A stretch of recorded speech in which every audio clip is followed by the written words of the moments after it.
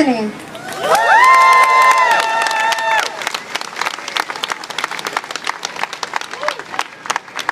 Hello Melbourne.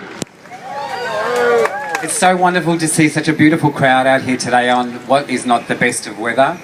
And I'd like to thank Equal Love for giving Ron and I the opportunity today to speak. This is a very personal issue for us. However, here we go. My name is Antony McManus and this is Ron, and one day I'm going to marry this man if it's the last thing that I do.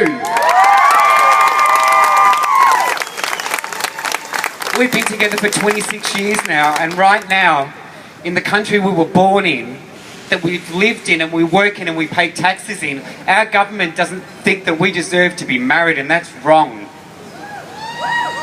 It's a basic human right in my opinion, and this opinion is shared by the majority of the Australian population. What is the government scared of? I can kind of understand. I mean, have a look at us. We are pretty scary and threatening and frightening. Very, very scary. Our Prime Minister has said he feels threatened by gays. Well, he will be constantly threatened by us until we can get married. He's not going to hear the end of us. We've lived most of our lives in Brunswick. Brunswick's an awesome city to live in. It's such a mix of races and religions, and we all get along just fine. A big night for Ron and I is dinner at home, then couch time with our cats, Arthur and Oscar. That's bliss for us. We are a very normal couple. Our next door neighbour is a 5-year-old Vietnamese boy called Kevin. He calls us neighbour, and we call him Kevin. Last year he came up to the fence and he looked at us both and he said, "Are you two husbands?" And I said to him, "No, Kevin, not yet, but one day." What I'd like to know is, if a 5-year-old boy that lives in Brunswick can see no problem with our relationship, what the hell is wrong with the dinosaurs in Canberra?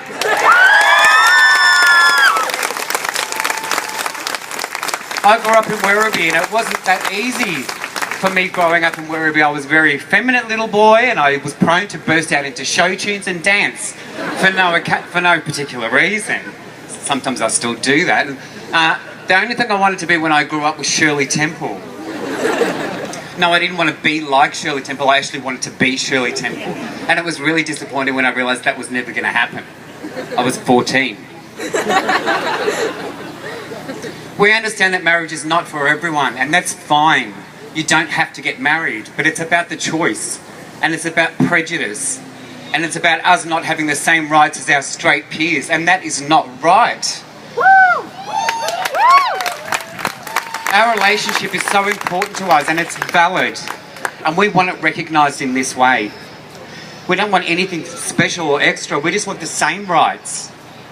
If we got married tomorrow, I promise you that the world will still turn, people.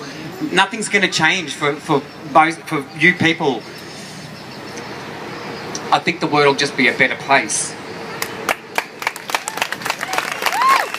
A lot of our friends have travelled overseas to get married, to the USA and New Zealand, and most recently Portugal. Yeah. We really respect that, and we wish them all the luck in the world.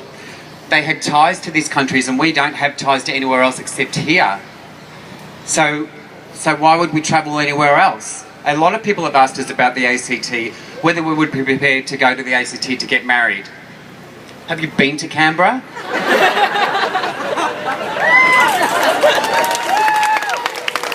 We want to get married in Victoria, and we have nothing against people who are going to go to ACT and get married. If that's what you want to do, fantastic, and we support that. Going there would have no relevance to our relationship. Finally, before I hand over to this wonderful man, I just want to say I believe that this is going to happen, and it's going to happen soon. It has to happen. And when it does, I'm going to go next door and I'm going to knock on the door and I'm going to say, "Kevin, we are husbands."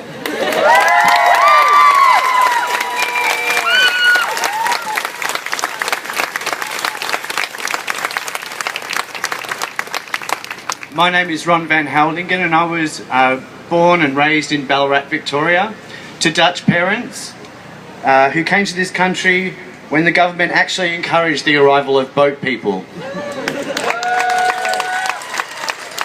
Incidentally, Holland was the very first country to legalise same-sex marriage way back in 2001. Growing up in the country, life wasn't always easy for young Ron. I was unashamedly disinterested in sport and considered effeminate, so automatically became an easy target for bullies. Before I even knew what the word gay meant, I was already an outsider, and I remember feeling isolated and afraid for many of my teenage years. Eventually, like so many of my LGBTIQ brothers and sisters who grew up in rural areas, particularly in the 70s and 80s, I could no longer tolerate the ever-present discrimination, homophobia and bullying, and moved to Melbourne at the age of 17. Despite the fact that the rates of LGBTIQ-related youth suicide remain disgustingly high in rural areas, I am encouraged that things are changing. This is evidenced by the marked increase of local marriage equality events in country towns all over in recent years. In fact, I will be returning to Ballarat for my second rally on December 7. Perhaps the time is coming when LGBTIQ youth won't feel the need to move to the city to gain acceptance. Things are getting better. And things got better for me too. I found a community that not only supported but celebrated my diversity. And in 1987, I met an incredible boy that would change my life forever. We've now been together for 26 years. We're constantly interrupting each other. We finish each other's sentence just like any married couple we know. We have the same concerns as every couple we know. We are worried about bills and security, retirement, our ageing families, the environment, healthcare, and that old-fashioned Aussie value of opportunity for all. 9 years ago, the Howard Liberal government amended the Marriage Act by inserting the words "between a man and a woman" to the exclusion of all others, therefore enshrining LGBTIQ people as second-class citizens under the law. I want to tell you right now, Melbourne, that there is nothing second-class about my relationship.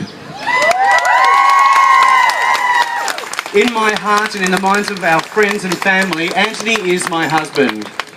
Yet when I tell strangers that Antony is my partner, could it mean that we are simply together working in business? And when I introduce Antony to others as my lover, does that just conjure up images of doodle sex? And next year when Antony turns 50, could it be that he is too old for me to be still referring to him as my boyfriend? So the word marriage matters because it is absolute. There is no chance of misinterpretation. And from that day that we finally get our wish, our day-to-day lives may not change, but I can assure you that neither will anyone else's. But what will be different is that finally we will have state acknowledgement that we are just as equal, that we can love just as hard, and that we are worthy of the same recognition as anybody else. Currently, the government is effectively saying that we are strangers, yet we have loved each other for well over 2 decades. We've been taking care of each other, you know, in sickness and in health, for better and worse. We've been involved now in the marriage equality, equal love movement for quite some time, and yet I am still waiting to hear one single good reason why the government would not allow individuals who are truly committed to one another to display that commitment through marriage. This isn't about religion, your Bible, or even your personal beliefs. This is a civil right. Perhaps you don't feel comfortable about the idea of 2 consenting adults of the same gender getting married, but nothing will be taken away from you. And we should all agree that all people should be treated equally under the law. For those LGBTIQ people opposed, I bring good news. This will never be compulsory. This man will be my husband, and I'm very proud of that. I want to spend the rest of my life with him, and I want people to know that this is it. This is the very most significant relationship of my life.